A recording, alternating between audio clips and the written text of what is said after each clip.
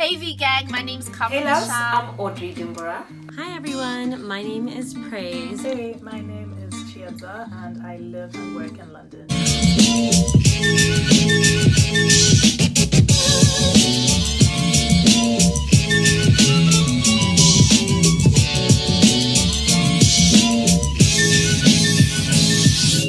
Subscribe! Hi there Vee Gang, it's a girl Vee Monty and welcome back to my YouTube channel. If this is your first time coming through to my channel, I'd like to say thank you so much for coming through. Remember to like, subscribe, and comment.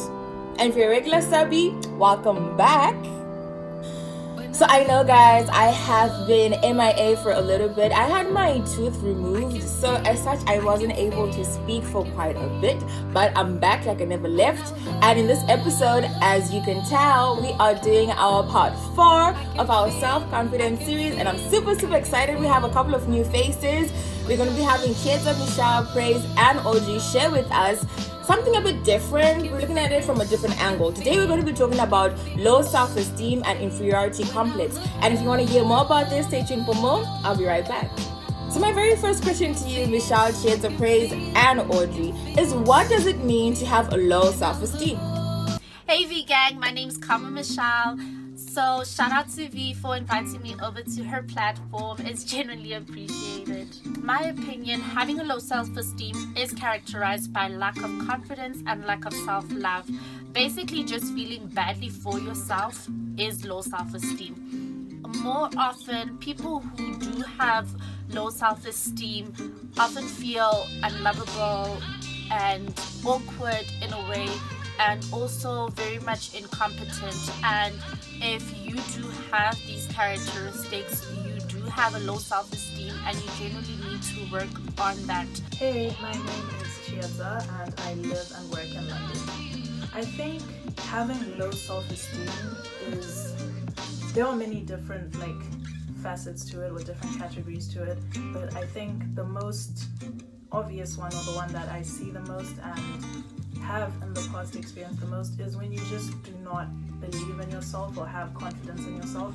And I think a common misconception is that if you have low self-esteem, you just completely do not believe in yourself at all. I don't think it necessarily works like that. I think in some aspects you could be confident in yourself, or you may be able to put up a facade of confidence, but there will be little things. It's usually the little things. It could be one thing or 3 or 4 things, but there'll just be those small things where you consistently doubt yourself and you're not sure if you're enough, and you begin to question yourself, and then in turn the way you present yourself is either not a full version of you but a masked version that you show people because you think that's a nicer version of you, or you just retreat because you're not 100% confident in who you are. Hi everyone, my name is Praise and I'll just dive right into it. So what does it mean to have low self-esteem? It's just not having a lot of confidence in yourself and not really believing in your own ability, and not really seeing your own light, I guess, and your own shine. Hey loves, I'm Audrey Dimbora. Okay, so low self-esteem to me is when you undervalue yourself and you are very vulnerable to what people say. So if someone says anything negative to you or about you, you internalize it and you turn that into your reality. Very interesting. So now Praise, what does it mean to have an inferiority complex? What is an inferiority complex? When you really don't believe in your own ability, especially, but more confined to a space, I'd say. For me, in my experience, I typically get an inferiority complex when I'm in a space that I'm new to or I'm not familiar with. For example, I got invited to an academic conference, a few actually, and it was a research academic conference, and I was asked to provide some materials and present my research. But seeing that this was a new environment for me to be in, and I'm filled with all these really smart, educated people pursuing PhDs and this and that, I took on an inferiority complex almost because I didn't believe in my own ability to be in that same room with them, which is crazy because we're all invited, right, to present our work, but that's just how I had felt at the time, and the most recent example of when I've had an inferiority complex. So now that we've heard what it means to have low self-esteem and what inferiority complex is, we need to know how to identify inferiority complex. So now we're going to have Audrey and Chieza elaborate a bit further for us so that we understand a bit more as to how you can identify an inferiority complex. Second question, how can I identify inferiority complex?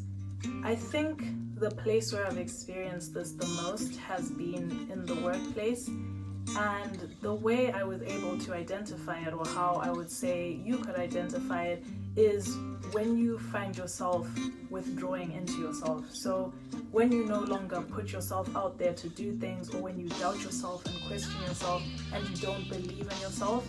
An example I could give was a former workplace that I worked at, where because I wasn't necessarily accepted for the person that I was, I started to question if I was even worthy of being there, and if I actually had the skill set and just the abilities to work in that place. And what ended up happening is, I am such a bubbly person. I love to talk, I love to meet new people, but throughout my entire time working there, I literally was just in a shell. I didn't speak to anyone, I didn't put myself out there for anything. I was constantly doubting myself. And I think that's an easy way to spot an inferiority complex, where you put yourself in this mindset where you tell yourself that, I'm not enough and I can't do this, and everyone here is better than me, and it's better if I just keep quiet and I don't say anything because I'm not worthy, or I can't speak up and say what I want to say. Here are some of the ways you can identify inferiority complex.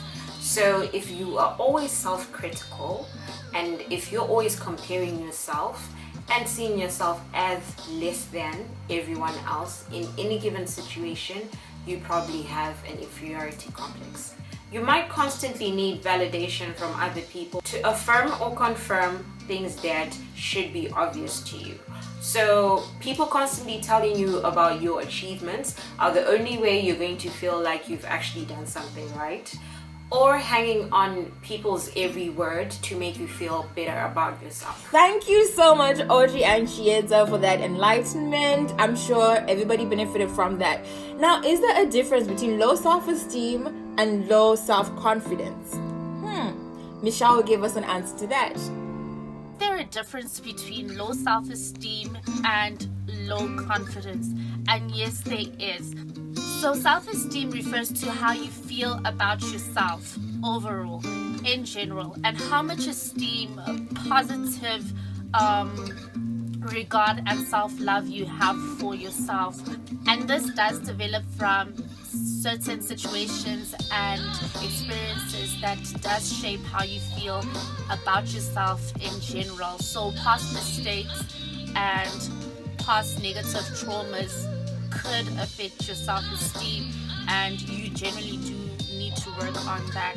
Self-confidence is how you feel about your abilities, and this can vary from situation to situation. So when you love yourself, your self-esteem improves, which makes you more confident. You feel me?